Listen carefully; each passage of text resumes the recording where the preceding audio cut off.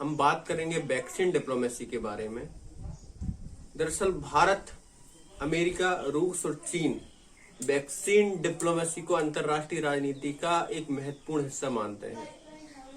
यह डिप्लोमेसी क्या है और इस शब्द ने, इस रणनीति ने कैसे आकार लिया, हम इसके विषय में चर्चा करेंगे। दरअसल भारत की बात करें तो कोरोना की दूसरी लहर के बाद भारत ने 6 करोड़ 64 लाख कोरोना वैक्सीन दूसरे देशों को प्रदान किए हैं।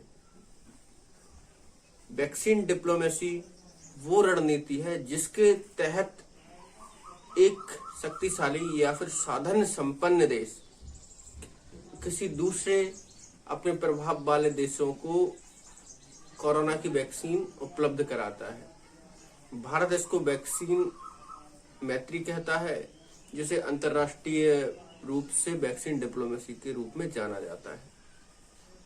वहीं पर जैसे मैंने कहा कि भारत, अमेरिका, रूस और चीन इस डिप्लोमेसी को अंतर्राष्ट्रीय राजनीति का एक महत्वपूर्ण हिस्सा मानते हैं, तो रूस और चीन ने अभी तक 1 करोड़ 54 लाख कोरोना वैक्सीन दूसरे देशों को दान दी है। वहीं इसी को देखते हुए अमेरिका ने भी यह ऐलान किया है कि वो अगले कुछ महीनों में लगभग 8 करोड़ कोरोना वैक्सीन दूसरे देशों को देगा, उपलब्ध कराएगा, जो रूस और चीन की कोरोना वैक्सीन से लगभग 8 गुना ज्यादा होगी। अब भारत की समस्या है, भारत की वैक्सीन डिप्लोमेसी समस्या में इसलिए है क्योंकि लगभग 95 देशों को 6 करोड़ 64 लाख कोरोना वैक्सीन उपलब्ध कराने के बाद अब भारत वैक्सीन डिप्लोमेसी में पिछड़ता हुआ नजर आ रहा है। कारण यह है कि कोरोना की दूसरी लहर ने जितना भारत को प्रभावित किया है उतना विश्व के किसी भी देश को प्रभावित नहीं किया है। विश्व में हर मरने वाला चौथा या तीसरा नागरिक भारतीय होता है। तो आज जिस तरीके से भारत में लोग कोरोना से प्रभावित हो रहे हैं, दरअसल वैक्सीन की मांग वैक्सीन के उत्पादन से भी अधिक है भारत में। तो भारत इस तरह से दूसरे देशों को वैक्सीन उपलब्ध नहीं करा पा रहा है।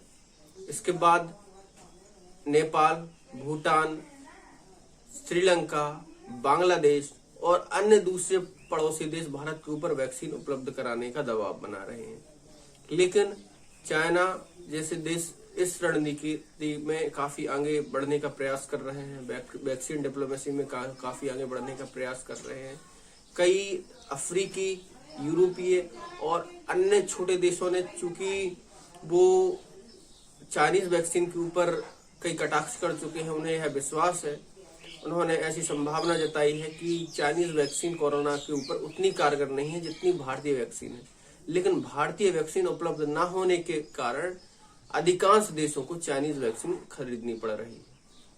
तो जो है वैक्सीन डिप्लोमेसी में अभी भारत पिछड़ता हुआ नजर आ रहा है। लेकिन कहा जाता है कि अगर अगस्त तक भारत में कोरोना वैक्सीन का उत्पादन अधिक होता है या फिर कोरोना की दूसरी लहर नियंत्रण में होती है, तो भारत फिर से दूसरे देशों को कोरोना वैक्सीन उपलब्ध कराने का प्रयास करेगा।